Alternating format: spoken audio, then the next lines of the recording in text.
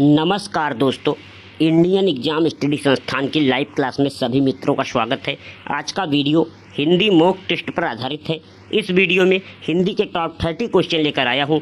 Concentration के साथ video को वॉच करना है। अगर वीडियो अच्छी लगे तो वीडियो को लाइक कर देना और संस्थान को सब्सक्राइब कर देना। मैं ब्रजेंद्र कुमार सभी मित्रों का स्वागत करता हूं आपके अपने परिवार इंडियन एग्जाम स्टडी संस्थान में। दोस्तों, जो हमारे भाई बहन संस्था में पहली बार विजिट कर रहे हैं वो संस्थान को सब्सक्राइब कर लें और अपने दोस्तों तक शेयर करना बिल्कुल ना भूलें। अगर वीडियो अच्छी लगे तो वीडियो को लाइक कर देना। क्वेश्चन नंबर फर्स्ट आपके स्क्रीन पर दिया गया है। कंसंट्रेशन के साथ वीडियो को वॉच करना है। क्वेश्चन नंबर फर्स्ट, जवाब दीजिएगा। इसका राइट आंसर क्या होगा? अखरावट किसकी रचना है? दोस्तों, अखरावट किसकी रचना हो जाएगी? जरा जवाब दीजिएगा। राइट आंसर क्या होगा? हिंदी साहित्य का बहुत इंपॉर्टेंट क्वेश्चन है। दोस्तों, अखरावट किसकी रचना हो जाएगी? अगर हम अखरावट की बात करें, पद्मावट की बात करें, आखिरी कलाम की बात करें, तो ये तीनों रचनाएं जो हैं एग्जाम में घमासान मचा रही हैं। दोस्तों, ये तीनों रचनाएं मलिक मोहम्मद जायसी की हो जाएंगी। अखरावट की बात करें, पद्मावत की बात करें दोस्तों, और दोस्तों आखिरी कलाम की बात करें, ये तीनों रचनाएं जो हैं ये मलिक मोहम्मद जायसी की हो जाती हैं। Option number C is the right answer हो जाएगा। सूर्यकांत त्रिपाठी निराला को क्रांतिकारी कवि कहा जाता है। किसको कहा जाता है? सूर्यकांत त्रिपाठी निराला को क्रांतिकारी कवि कहा जाता है। क्वेश्चन नंबर फर्स्ट का क्या हो जाएगा? अखरावट मलिक मोहम्मद जायसी की रचना हो जाएगी। Option number C is the right answer हो जाएगा क्वेश्चन नंबर फर्स्ट का। क्वेश्चन नंबर सेकंड आपके स्क्रीन पर दिया गया। दोस्तों, जवाब दीजिएगा। इसका राइट आंसर क्या होगा? अपभ्रंश का कवि किसे माना जाता है? दोस्तों, अपभ्रंश का कवि किसे माना जाता है? हिंदी साहित्य का बहुत इंपॉर्टेंट क्वेश्चन है। कई बार एग्जाम में पूछा गया है। छोटे बड़े एग्जाम में पूछा जाने वाला क्वेश्चन। यहाँ से 3 क्वेश्चन बनेंगे। दोस्तों, तीनों क्वेश्चन आपको बता देते हैं। अपभ्रंश का कवि किसे माना जाता है? दोस्तों, अपभ्रंश का प्रथम कवि किसे माना जाता है? अगर अपभ्रंश का प्रथम कवि आ जाए तो दोस्तों पुष्पदंत हो जाएगा। कौन हो जाएगा? पुष्पदंत को अपभ्रंश का प्रथम कवि माना जाता है। पुष्पदंत को अपभ्रंश का प्रथम कवि माना जाता है। अपभ्रंश का कवि जो है ये किसे माना जाता है? स्वयंभू को माना जाता है। अगर दोस्तों दोहा और छंद की बात करें, दोहा और छंद के रचयिता की बात करें, प्रथम रचयिता की बात करें तो दोस्तों सरहपा हो जाते हैं। कौन? दोहा और छंद। दोहा और छंद दोनों अगर एग्जाम में आ जाता है तो दोस्तों क्या हो जाता है? सरहपा हो जाता है। अपभ्रंश का कवि जो है स्वयंभू को माना जाता है। अपभ्रंश का प्रथम कवि जो है पुष्पदंत को माना जाता है। Option number A is the right answer हो जाएगा क्वेश्चन नंबर सेकंड का। क्वेश्चन नंबर थर्ड आपके स्क्रीन पर दिया गया। दोस्तों, जवाब दीजिएगा। इसका राइट आंसर क्या होगा? निम्न में योग रूढ़ शब्द कौन सा है? दोस्तों, रचना के आधार पर शब्दों को 3 भागों में बांटा जाता है। एक होता है रूढ़ शब्द। रूढ़ शब्द वो होते हैं जो बहुत छोटे होते हैं और इनका संधि विच्छेद नहीं होता है। जैसे हम आँख की बात करें, कान की बात करें, नाक की बात करें तो इनका संधि विच्छेद नहीं होगा। नहीं ना दोस्तों, संधि विच्छेद नहीं होगा तो ये हो जाएंगे रूढ़ शब्द। दोस्तों, एक होता है यौगिक शब्द, दूसरा होता है यौगिक शब्द। एक होता है रूढ़ शब्द, दूसरा होता है यौगिक शब्द। यौगिक शब्द वो होते हैं जिनका संधि विच्छेद हो जाता है। जैसे हम पाठशाला की बात करें, विद्यालय की बात करें तो विद्याधन आलय। दोस्तों, विद्याधन आलय दोनों का अर्थ निकलता है और संधि विच्छेद भी हो जाता है। तो ये होते हैं यौगिक शब्द। क्या होते हैं? यौगिक शब्द। यौगिक शब्द वो होते हैं जिनका संधि विच्छेद हो जाता है और दोनों का अर्थ अलग अलग निकलता है। दोस्तों, तीसरा होता है योग रूढ़ शब्द। योग रूढ़ शब्द वो होते हैं दोस्तों जो बहुब्री समास होते हैं, जिनका अर्थ किसी दूसरे का प्रकट करता है। जो शब्द अर्थ किसी दूसरे का प्रकट करते हैं, जैसे लंबोदर की बात करें, दशानन की बात करें, गजानन की बात करें, त्रिभुवन की बात करें तो ये योग रूढ़ शब्द होते हैं। और दोस्तों ये बहुब्री समास भी होते हैं। दुनिया का हर बहुब्री समास जो होता है ये योग रूढ़ शब्द होता है। जैसे यहाँ पर हम दिए गए ऑप्शन में अगर हम पतझड़ की बात करते हैं, पतझड़ यानी कि पत्ती गिरने वाली ऋतु को हम पतझड़ कहते हैं। पतझड़ जो होता है ये कैसा होता है? पतझड़ जो होता है ये कैसा होता है दोस्तों? पतझड़ आपका बहुब्री समास होता है, बहुब्री समास होता है। और हर बहुब्री समास जो होता है ये क्या होता है? योग रूढ़ होता है। Option number D is the right answer हो जाएगा क्वेश्चन नंबर थर्ड का। क्वेश्चन नंबर 4 आपके स्क्रीन पर दिया गया। दोस्तों, जवाब दीजिएगा। इसका राइट आंसर क्या होगा? हिंदी में महादेवी वर्मा की काव्य कृति कौन सी नहीं है? हिंदी में महादेवी वर्मा की काव्य कृति कौन सी नहीं है? जरा जवाब दीजिएगा। इसका राइट आंसर क्या होगा? नहीं वाला जो है अंडरलाइन करना है और नहीं वाले को 100% ध्यान रखना है। दोस्तों, हिंदी में महादेवी वर्मा की काव्य कृति कौन सी नहीं है? हिंदी में महादेवी वर्मा को क्या कहा जाता है? आधुनिक युग की मीरा कहा जाता है। क्या कहा जाता है? आधुनिक युग की मीरा कहा जाता है महादेवी वर्मा को। यामा जो है ये महादेवी वर्मा की हो जाएगी और इसी पर इनको पुरस्कार भी मिला था। नीरजा जो है ये महादेवी वर्मा की प्रथम जो है काव्य कृति हो जाएगी। नीरजा ये महादेवी वर्मा की प्रथम काव्य कृति हो जाएगी महादेवी वर्मा की। निहार जो है ये महादेवी वर्मा की हो जाएगी। इसके साथ साथ स्मृति की रेखाएं महादेवी वर्मा की है। बहुत सारी रचनाएं जो हैं ये महादेवी वर्मा की हो जाएंगी। लेकिन दोस्तों, चित्ररेखा जो लिखा है ना, चित्रलेखा नहीं है, चित्ररेखा, चित्ररेखा जो है ये महादेवी वर्मा की नहीं है। ये किसकी हो जाएगी? जायसी साहब की हो जाएगी क्या? एक बार कमेंट करके बताना है। Option number D is the right answer हो जाएगा क्वेश्चन नंबर 4 का। क्वेश्चन नंबर 5 आपके स्क्रीन पर दिया गया दोस्तों, जवाब दीजिएगा। इसका राइट आंसर क्या होगा? हिंदी की प्रथम आदि कवित्री मानी जाती है। हिंदी की प्रथम आदि कवित्री किसे माना जाता है? जरा जवाब दीजिएगा। इसका राइट आंसर क्या होगा? हिंदी की प्रथम आदि कवित्री किसे माना जाता है? आधुनिक युग की मीरा जो है ये महादेवी वर्मा को कहा जाता है। झांसी की रानी सुभद्रा कुमारी चौहान ने लिखा था। दोस्तों, हिंदी की प्रथम आदि कवित्री जो है ये मीराबाई को माना जाता है। किसे? मीराबाई को। बहुत से बच्चे ऑप्शन नंबर सी मार रहे हैं जिनका आंसर पूरी तरह से सही है दोस्तों। क्या हो जाएगा? हिंदी की प्रथम आदि कवित्री जो है ये मीराबाई को माना जाता है। ऑप्शन नंबर सी आपका राइट हो जाएगा क्वेश्चन नंबर 5 का। क्वेश्चन नंबर 6 आपके स्क्रीन पर दिया गया दोस्तों, जवाब दीजिएगा। इसका राइट आंसर क्या होगा? कष्ट साध्य में कौन सा समास हो जाएगा? दोस्तों, कष्ट साध्य में पहले तो हम इसका सामासिक विग्रह करते हैं। पहले हम बात करते हैं हिंदी में समास कितने प्रकार के होते हैं। हिंदी में समास 6 प्रकार के होते हैं। समास का शाब्दिक अर्थ होता है संक्षेप। शब्दों के मेल से समास बनता है। किसके? शब्दों के मेल से समास बनता है। समास का शाब्दिक अर्थ होता है संक्षेप। हिंदी में समास टोटल 6 प्रकार के होते हैं। अब हम कष्ट साध्य का सामासिक विग्रह कर लेते हैं, यानी कष्ट से साध्य। तत्पुरुष समास तो होगा, तत्पुरुष समास होगा, 100% पॉसिबिलिटी है कि तत्पुरुष समास होगा। लेकिन कौन सा तत्पुरुष समास है? यानी कष्ट से साध्य, कष्ट को साधने वाला, यानी कौन सा हो जाएगा? करण तत्पुरुष समास हो जाएगा। कौन सा? करण तत्पुरुष समास हो जाएगा। जहाँ पर साधन के लिए से का प्रयोग किया जाता है वहाँ पर तत्पुरुष समास हो जाता है, यानी करण तत्पुरुष समास हो जाता है। दोस्तों, अपादान तत्पुरुष में क्या हो जाता है? अलगाव के लिए से का प्रयोग किया जाता है। संप्रदान में जब किसी को दान दिया जाता है।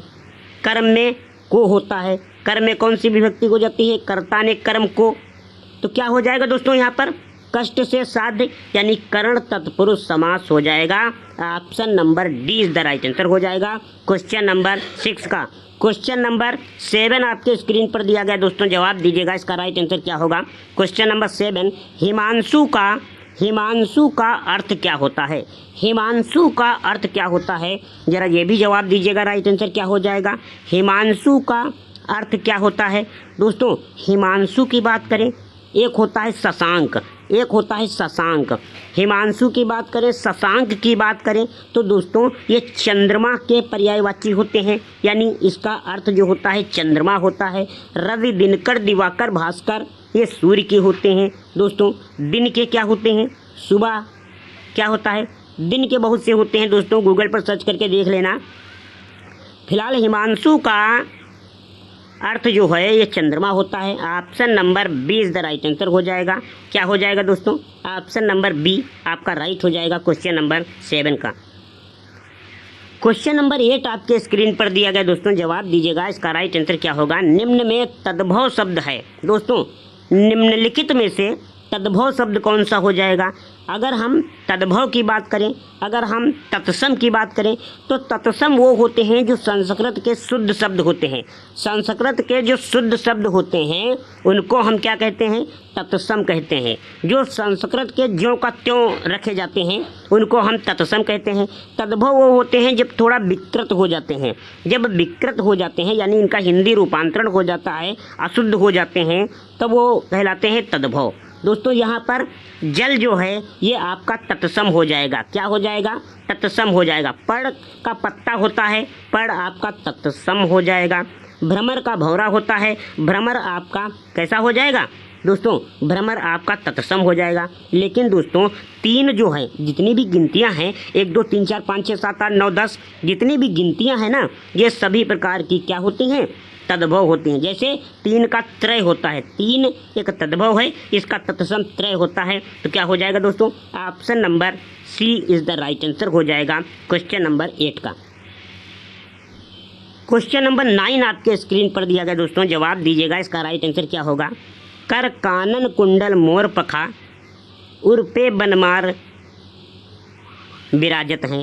कर कानन कुंडल मोर पखा उन पे बनमाल विराजत हैं। प्रस्तुत पंक्ति में कौन सा अलंकार हो जाएगा?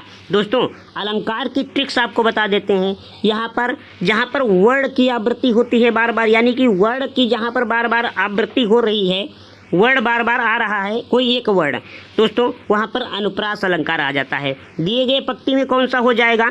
का आ रहा है बार बार ना, का वर्ड बार बार आ रहा है, तो यहाँ पर कौन सा हो जाएगा? अर्थ निकालने की जरूरतें नहीं है दोस्तों, क्या हो जाएगा? अनुप्रास अलंकार हो जाएगा। Option number D is the right answer हो जाएगा क्वेश्चन नंबर 9 का। क्वेश्चन नंबर 10 आपके स्क्रीन पर दिया गया दोस्तों, जवाब दीजिएगा। इसका राइट आंसर क्या होगा? नए पत्ते किसका उपन्यास है? नए पत्ते है क्या? नए पत्ते एक उपन्यास हो जाएगा। किसका है दोस्तों? नए पत्ते एक उपन्यास हो जाएगा।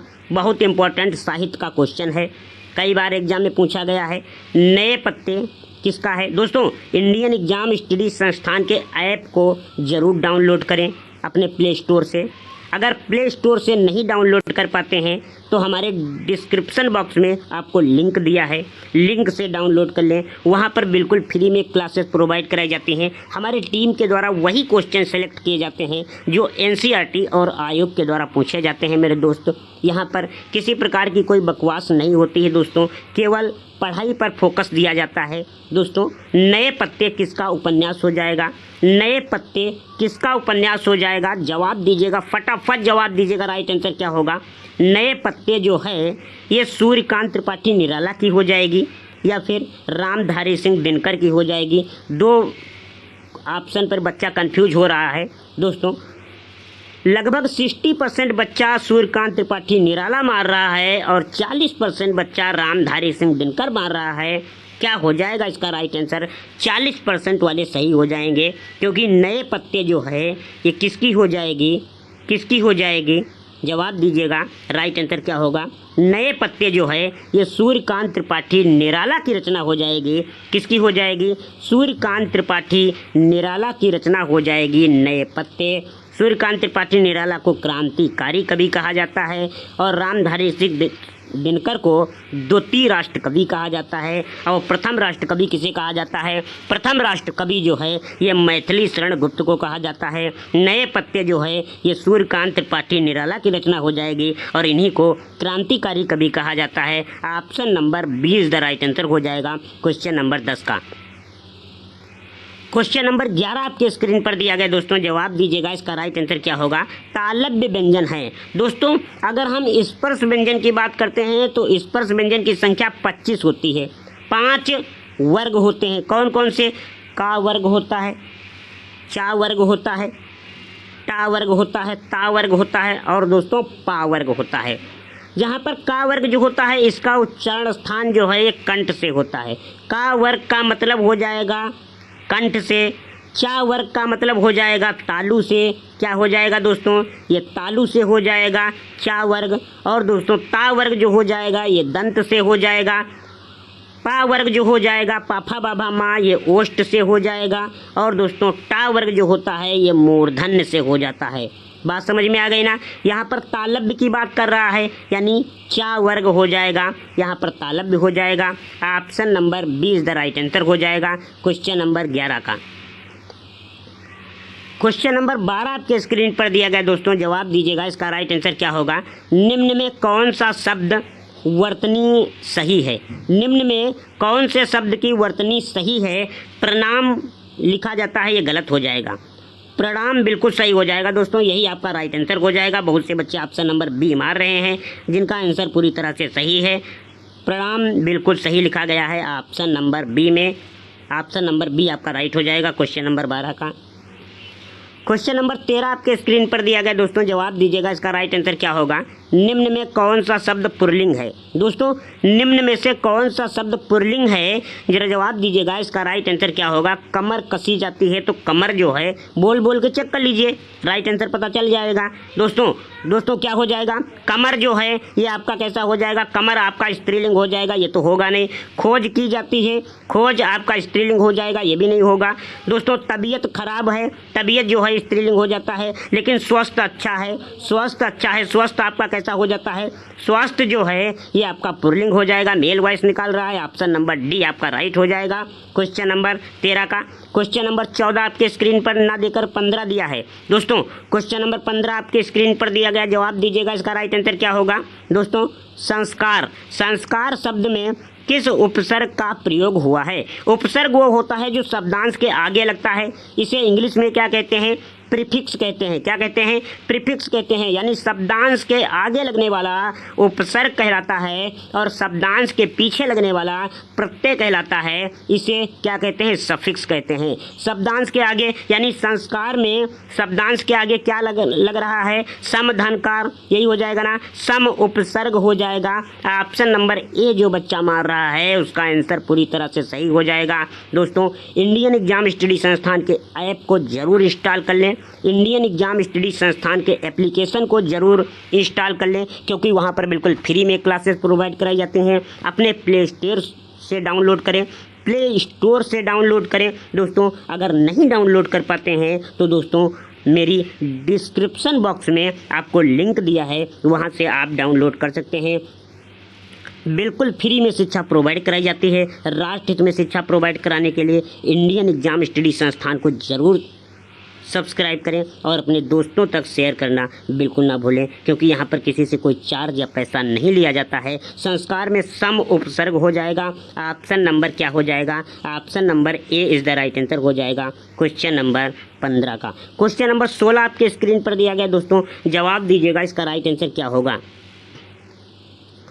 हारे को हरिनाम किसकी रचना है? हारे को हरिनाम किसकी रचना है? जवाब दीजिएगा इसका राइट आंसर क्या होगा। दोस्तों हारे को हरिनाम किसकी रचना है? जवाब दीजिएगा, फटाफट जवाब दीजिएगा, इसका राइट आंसर क्या होगा। हिंदी साहित्य का इंपॉर्टेंट क्वेश्चन है। हारे को हरिनाम किसकी रचना है? हारे को हरिनाम यानी कि हरिनाम, हरि किसको कहते हैं, राम को कहते हैं। दोस्तों हरि राम का हो जाएगा, रामधारी सिंह दिनकर की रचना हो जाएगी।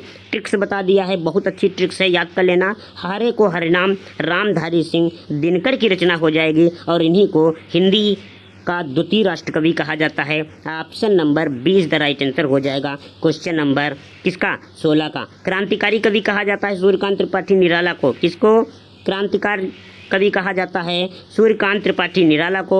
दोस्तों द्विवेदी युग का नामांकन जो है ये महावीर प्रसाद द्विवेदी के नाम पर हुआ है, यानी द्विवेदी युग का नामांकन जो है ये महावीर प्रसाद द्विवेदी के नाम पर हुआ है। द्वितीय राष्ट्र कवि रामधारी सिंह दिनकर को कहा जाता है। क्रांतिकारी कवि जो है ये किसको कहा जाता है? सूर्यकांत त्रिपाठी निराला को कहा जाता है। हारे को हरिनाम जो है सूर्यकांत त्रिपाठी निराला की ना होकर के रामधारी सिंह दिनकर की हो जाएगी। Option number 20 the right answer हो जाएगा क्वेश्चन नंबर 16 का।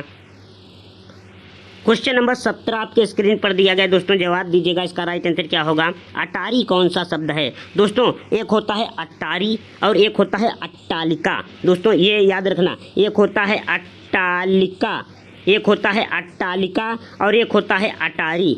अट्टालिका जो है ये आपका तत्सम हो जाएगा क्योंकि ये संस्कृत का शब्द है, और अटारी जो है ये आपका तद्भव हो जाएगा। क्या हो जाएगा? तद्भव हो जाएगा। तो अटारी कैसा है? अटारी आपका तद्भव शब्द हो जाएगा। ऑप्शन नंबर क्या हो जाएगा? Option number C is the right answer हो जाएगा क्वेश्चन नंबर 17 का। क्वेश्चन नंबर 18 आपके स्क्रीन पर दिया गया दोस्तों, जवाब दीजिएगा। इसका राइट आंसर क्या होगा?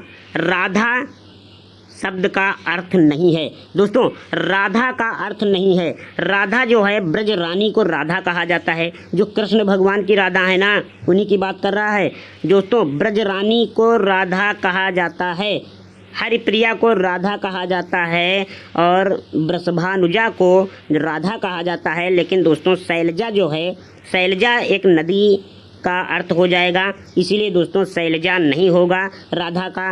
ऑप्शन नंबर डी आपका राइट हो जाएगा क्वेश्चन नंबर 18 का। क्वेश्चन नंबर 19 आपके स्क्रीन पर दिया गया दोस्तों, जवाब दीजिएगा। इसका राइट आंसर क्या होगा? मुझे बाघ से डर लगता है। मुझे बाघ से डर लगता है, यहाँ पर कौन सा कारक हो जाएगा? यहाँ पर कारक की बात कर रहा है। मुझे बाघ से डर लगता है जब भय की बात आए, डर की बात आए, अलगाव की बात आए दोस्तों, और किसी से तुलना की जाती है, जैसे सीता जो है राम से अच्छी है, जब तुलना की जाती है तब वहाँ पर भी अपादान कारक होता है। अपादान कारक हो जाएगा। हिंदी में कारक मुख्यतः 8 प्रकार के होते हैं। कितने प्रकार के होते हैं? 8 प्रकार के होते हैं हिंदी में कारक। मुझे बाघ से डर लगता है, अपादान कारक हो जाएगा। ऑप्शन नंबर सी आपका राइट हो जाएगा क्वेश्चन नंबर 19 का। क्वेश्चन नंबर 20 आपके स्क्रीन पर दिया गया दोस्तों, जवाब दीजिएगा। इसका राइट आंसर क्या होगा?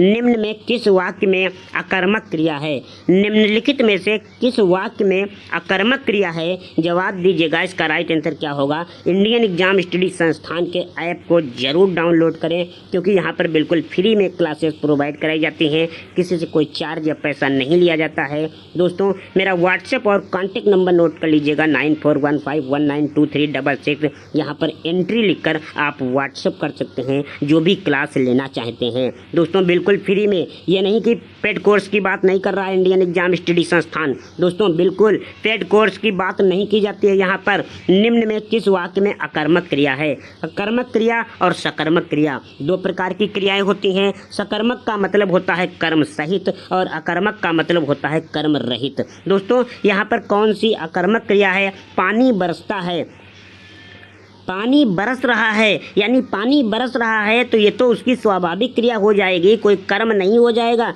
यही आपका राइट आंसर हो जाएगा। गेहूँ, मैं गेहूँ पिसवाता हूँ, कर्म कर रहा हूँ, ये नहीं होगा। श्याम निबंध लिखता है, कर्म कर रहा है, ये नहीं होगा। राम मोहन को रुला रहा है, ये भी कोई कर्म कर रहा है, यानी अगर खुद रोता तो कर्म नहीं होता, लेकिन दूसरे को रुला रहा है दोस्तों, कर्म हो जाएगा। पानी बरस रहा है, ये इसकी स्वाभाविक क्रिया हो जाएगी, इसका बरसना काम ही होता है मेरे दोस्त। तो क्या हो जाएगा? क्या हो जाएगा? Option number A is the right answer हो जाएगा। क्वेश्चन नंबर 20 का क्या हो जाएगा दोस्तों? ऑप्शन नंबर ए, ये अकर्मक क्रिया हो जाएगी। क्वेश्चन नंबर 20 का option number A is the right answer हो जाएगा। क्वेश्चन नंबर 21 आपके स्क्रीन पर दिया गया है, जवाब दीजिएगा। इसका राइट आंसर क्या होगा? मुहावरे से लिया गया क्वेश्चन है। आ बैल मुझे मार, कहावत का अर्थ क्या हो जाएगा? आ बैल मुझे मार, कहावत का अर्थ क्या हो जाएगा दोस्तों?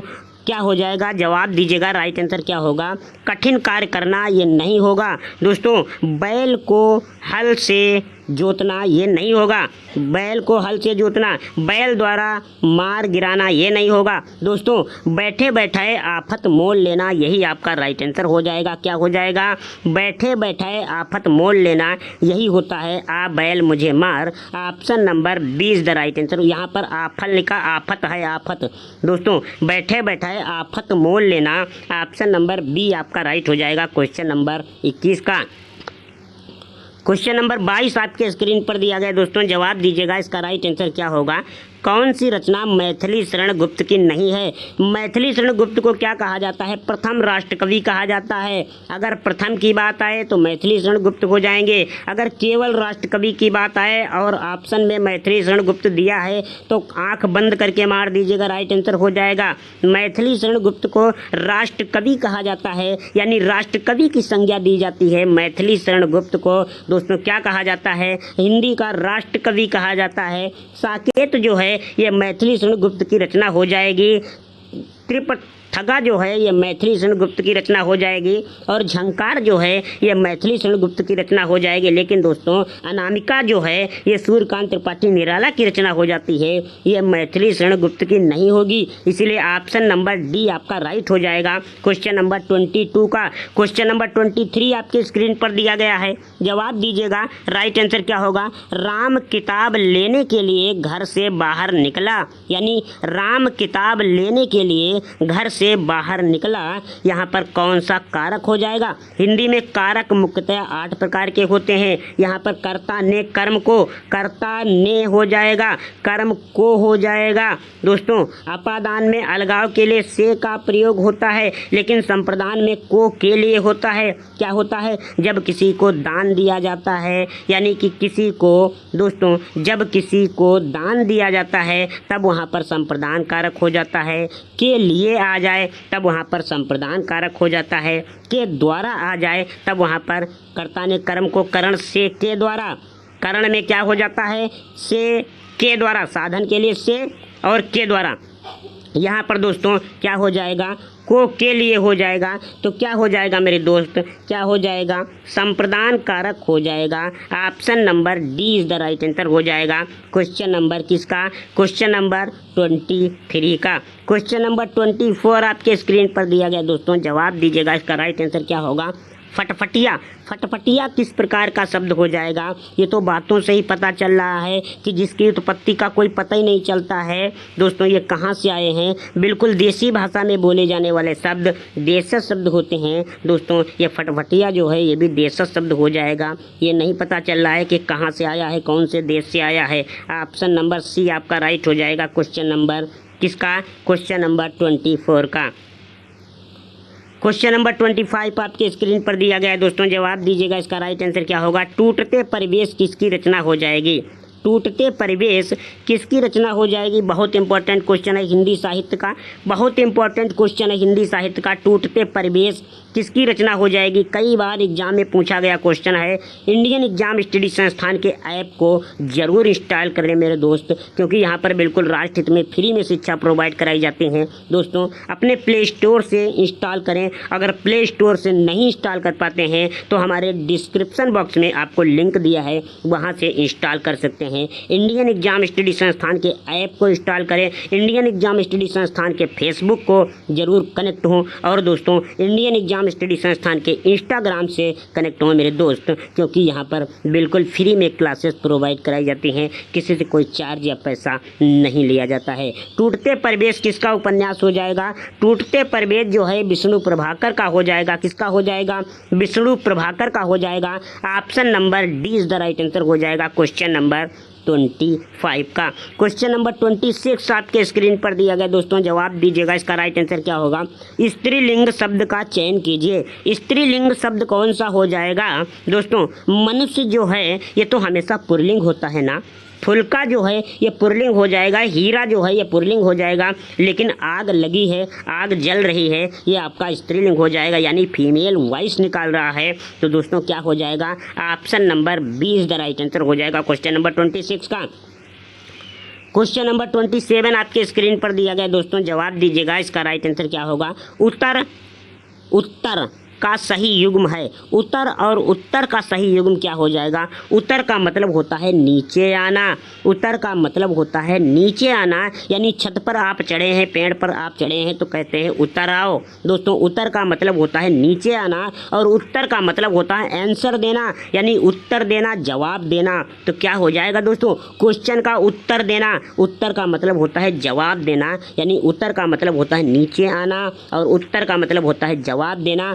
ऑप्शन नंबर सी आपका राइट हो जाएगा क्वेश्चन नंबर 27 का। क्वेश्चन नंबर 28 आपके स्क्रीन पर दिया गया दोस्तों, जवाब दीजिएगा। इसका राइट आंसर क्या होगा? सिंह द्वार में कौन सा समास हो जाएगा? सिंह द्वार में कौन सा समास हो जाएगा? यानी सिंह का द्वार, यानी किसका द्वार? सिंह का द्वार। यहाँ पर काकी के रारी रे आता है, किसी प्रकार का दोस्तों कारक आता है, अगर बीच में किसी प्रकार का कारक का लोप होता है, यानी कारक का लोप होता है, तो वहाँ पर तत्पुरुष समास हो जाता है। हिंदी में समास टोटल 6 प्रकार के होते हैं। समास का शाब्दिक अर्थ होता है संक्षेप, शब्दों के मेल से समास बनता है और वर्णों के मेल से संधि बनती है। अव्ययी भाव समास क्या होता है? अव्ययी भाव समास का पहला पद उपसर्ग होता है और दोस्तों पहला पद प्रधान होता है, और दोस्तों जहाँ पर शब्द की रिपीटिंग होती है, जैसे धड़ाधड़, रातों रात, बातों बात की बात करें तो वहाँ पर भी अव्ययी भाव समास होता है। यहाँ पर पहला पद प्रधान होता है, यानी फर्स्ट पद प्रधान होता है। अगर हम तत्पुरुष समास की बात करें तो तत्पुरुष समास में दूसरा पद प्रधान होता है, यानी उत्तर पद प्रधान होता है मेरे दोस्त। कौन सा? उत्तर पद प्रधान होता है। अगर हम द्विगु समास की बात करें, द्विगु समास की बात करें तो यहाँ पर पहला पद संख्यावाची होता है, यानी संख्यावाची पद प्रधान होता है। बहुब्री समास की बात करें, बहुब्री समास में कोई भी पद प्रधान नहीं होता है और अर्थ किसी दूसरे का प्रकट करता है। तो क्या हो जाएगा? सिंह का द्वार, यानी बीच में कारक चिन्ह का लोप हो रहा है, तत्पुरुष समास हो जाएगा दोस्तों। ऑप्शन नंबर 20 राइट आंसर हो जाएगा। क्वेश्चन नंबर किसका? क्वेश्चन नंबर 28 का। क्वेश्चन नंबर 29 आपके स्क्रीन पर दिया गया दोस्तों, जवाब दीजिएगा। इसका राइट आंसर क्या होगा? अनुज के द्वारा सामान खरीदा गया, इसमें कौन सा कारक हो जाएगा? हिंदी में कारक 8 प्रकार के होते हैं। कितने? 8 प्रकार के होते हैं हिंदी में कारक। अनुज के द्वारा सामान खरीदा गया, कर्ता ने हो जाएगा, कर्ता ने हो जाएगा, कर्म को हो जाएगा, करण से के द्वारा, यानी साधन के लिए से का प्रयोग हो रहा है और दोस्तों के द्वारा आ रहा है, तो वहाँ पर तत्पुरुष समास क्या हो जाएगा? तत्पुरुष समास तो होगा, लेकिन यहाँ पर समास की बात नहीं कर रहा है, यहाँ पर कारक की बात कर रहा है। अनुज के द्वारा सामान खरीदा गया, अगर समास की बात करता तो यहाँ पर करण तत्पुरुष समास हो जाता, लेकिन यहाँ पर केवल कारक की बात कर रहा है तो करण कारक हो जाएगा। क्या हो जाएगा? करण कारक हो जाएगा।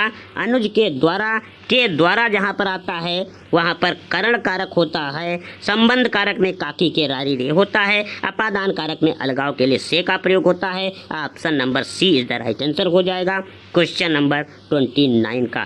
क्वेश्चन नंबर 30 आपके स्क्रीन पर दिया गया दोस्तों, जवाब दीजिएगा। इसका राइट आंसर क्या होगा? निम्न में कौन सा संयुक्त व्यंजन है?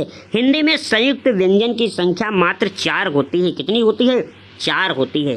हिंदी में संयुक्त व्यंजन की संख्या मात्र 4 होती है। एक होता है छा होता है, एक होता है त्रा होता है, एक होता है ज्ञा होता है और एक होता है स्रा होता है। हिंदी में संयुक्त व्यंजन की संख्या 4 होती है। छा कैसे बनता है दोस्तों? छा कैसे बनता है ये भी कई बार एग्जाम में पूछा जाता है। तो आधा का और खटकोण वाले सा से मिलकर बनता है छा। दोस्तों त्रा कैसे बनता है? त्रा कैसे बनता है? आधा ता और पूरा रा से मिलकर बनता है त्रा।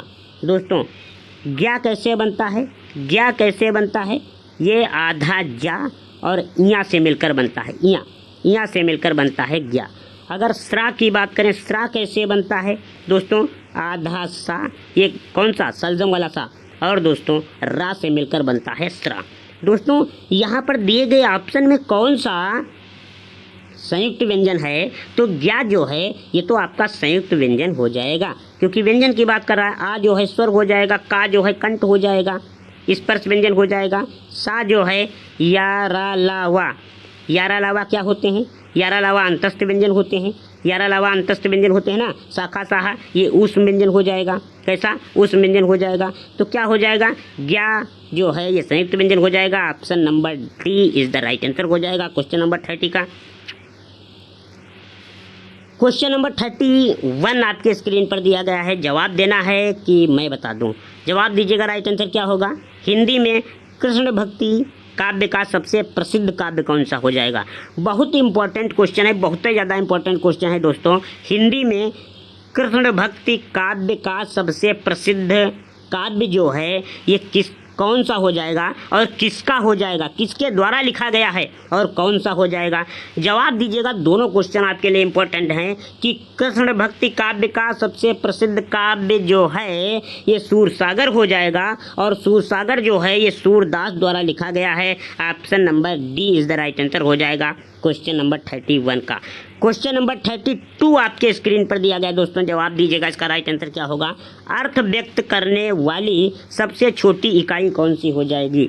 अर्थ व्यक्त करने वाली सबसे छोटी इकाई कौन सी हो जाएगी, यानी अर्थ व्यक्त करने वाली सबसे छोटी इकाई दोस्तों मौखिक इकाई कौन सी हो जाती है। मौखिक सबसे छोटी मौखिक इकाई, सबसे छोटी मौखिक इकाई की अगर बात करें तो ध्वनि हो जाती है। कौन सी, ध्वनि हो जाती है। लेखन के आधार पर सबसे छोटी इकाई वर्ड या अक्षर हो जाता है, यानी लेखन के आधार पर दोस्तों ध्वनि को आप लिख नहीं सकते हैं, केवल बोल सकते हैं, यानी क्या हो जाता है मौखिक इकाई। मौखिक सबसे छोटी इकाई ध्वनि हो जाती है। लेखन के आधार पर यानी ध्वनियों के मेल से ध्वनियों का लिखित रूप जो होता है ये वर्ड या अक्षर होता है। लेकिन यहाँ पर अर्थ के आधार पर सबसे छोटी इकाई क्या हो जाता है, अर्थ के आधार पर सबसे छोटी इकाई शब्द हो जाएगा। जैसे हम पानी की बात करें दोस्तों, अगर हम पा की बात करें तो पा क्या है, वर्ड है, इसका कोई अर्थ नहीं निकल रहा है, कोई अर्थ नहीं। जब इसको पानी के साथ नी के साथ जोड़ देंगे तो इसका अर्थ निकल रहा है कि हाँ भैया ये पानी है। क्या निकल रहा है, पानी है। जैसे हम बर्फी की बात करें, अगर बा की बात करें तो बा एक वर्ड है, इसका कोई अर्थ नहीं निकल रहा है क्योंकि ये आपरूप जो है ये बा है, बा है, बा वर्ड है।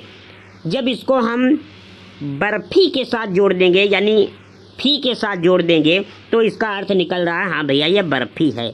दोस्तों अगर हम शब्द बनाएंगे तभी तो हम उसका अर्थ निकालेंगे, तो यही हो जाएगी मेन कंडीशन। दोस्तों अर्थ व्यक्त करने वाली सबसे छोटी इकाई जो है, अर्थ के आधार पर सबसे छोटी इकाई शब्द हो जाती है। Option number B is the right answer हो जाएगा क्वेश्चन नंबर 32 का। तो कैसी लगी दोस्तों वीडियो, इसका सुझाव हमें कमेंट बॉक्स में ज़रूर दें। मैं ब्रजेंद्र कुमार सभी मित्रों का स्वागत करता हूं आपके अपने परिवार इंडियन एग्जाम स्टडी संस्थान में। इंडियन एग्जाम स्टडी संस्थान के एप्लीकेशन को ज़रूर डाउनलोड करें, हमारे इंस्टाग्राम से कनेक्ट हों और फेसबुक आईडी से कनेक्ट हों, क्योंकि यहाँ पर बिल्कुल फ्री में क्लासेस प्रोवाइड कराई जाती हैं। अब हम आपको नेक्स्ट वीडियो में मिलेंगे, तब तक के लिए नमस्कार, जय हिंद, वंदे मातरम दोस्तों। Thanks for watching by Indian exam study.